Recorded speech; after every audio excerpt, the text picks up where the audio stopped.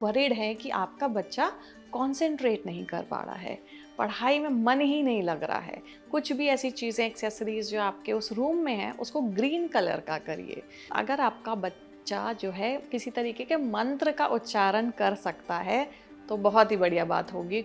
ये वाली रेमेडी आपको 43 डेज तक करनी है एंड देन आपको सेम सामान जो आपने पोटली बनाई है उसको चेंज करना है। नमस्कार, मैं हूं मिस्टिक सोनिया और नवभारत टाइम्स में आपका स्वागत है। इस एस्ट्रो स्पेशल सीरीज में हम बात कर रहे हैं कुछ ऐसी बेसिक प्रॉब्लम्स की, इवन बिगर प्रॉब्लम्स की, जिनकी हम स्मॉलर और ईजियर रेमेडीज आपको यहाँ पर देंगे। ये रेमेडीज ऐसी रेमेडीज होंगी जो आप घर बैठे बहुत ही आसानी से कर सकते हैं और इसके जो रिजल्ट हैं वो बहुत ही फैंटास्टिक आते हैं। इस रेमेडी को करने के लिए आपको कोई भी चिंता करने की ज़रूरत नहीं है। ये रेमेडीज़ बहुत ही सेफ़ हैं, इनका कोई साइड इफ़ेक्ट नहीं होता है और आपको किसी प्रकार का कोई भी एस्ट्रोलॉजिकल कंसल्टेशन लेने की भी ज़रूरत नहीं है इन रेमेडी को करने के लिए। इनफैक्ट अगर आप ये रेमेडीज़ करते हैं तो आप इन अ वे बहुत सारी ऐसी चीज़ें अपनी लाइफ में, अपनी कुंडली में ऑटोमेटिकली ठीक करेंगे। ऐसे ही एक बहुत ज़्यादा चर्चा में जो टॉपिक आज चल रहा है वो है बच्चों की पढ़ाई। एग्ज़ाम टाइम हमेशा रहता है, हर बार आप वरीड हैं कि आपका बच्चा कंसंट्रेट नहीं कर पा रहा है, पढ़ाई में मन ही नहीं लग रहा है। जब भी आप किताब उसके सामने खोल देंगे वो भाग जाएगा या किसी और काम में लग जाएगा।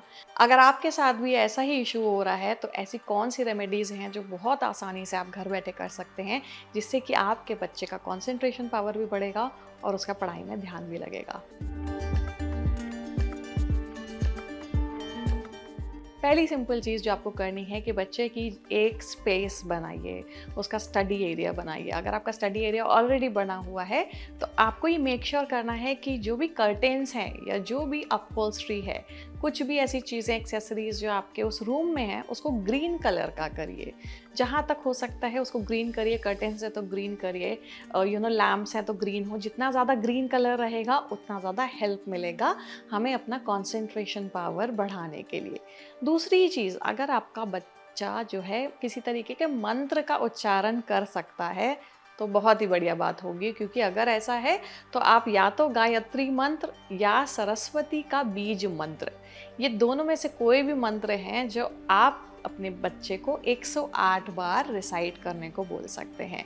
108 बार अगर नहीं भी होता है तो 9 का कोई भी मल्टीपल ले लीजिए। Even 9 times a day is more than enough if the kid does it. अगर बच्चा खुद से अपने मन से 9 बार गायत्री मंत्र का जाप भी करता है तो भी यहाँ पर हमको बहुत ज़्यादा अच्छा इफेक्ट देखने को मिलता है।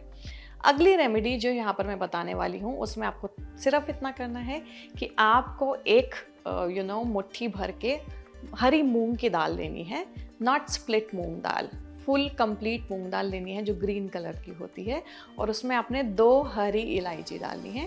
उसको अगेन आपने एक स्क्वायर शेप के मसलिन या कॉटन क्लॉथ में आपने बांध देना है।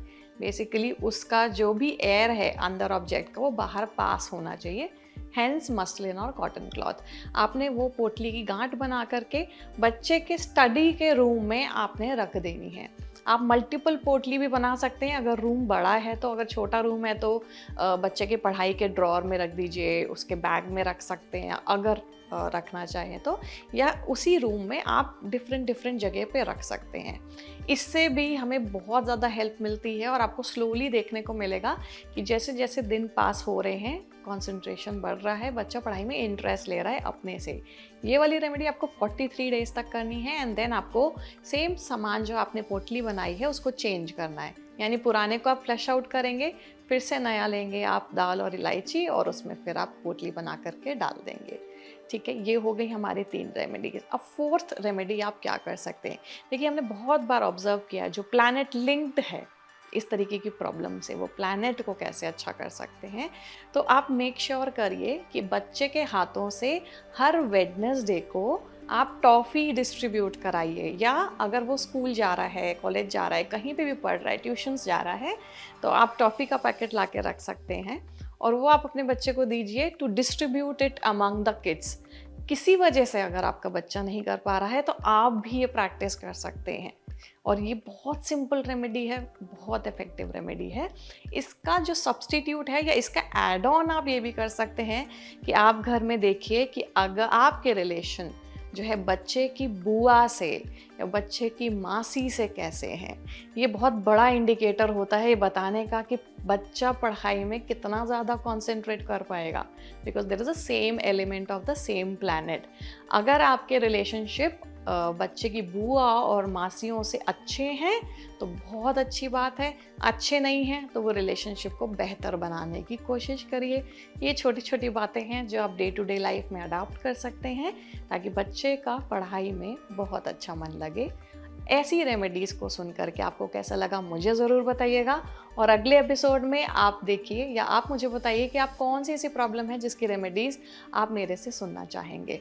इसी के साथ इस शो को हम पूरा करते हैं। Thank you so much.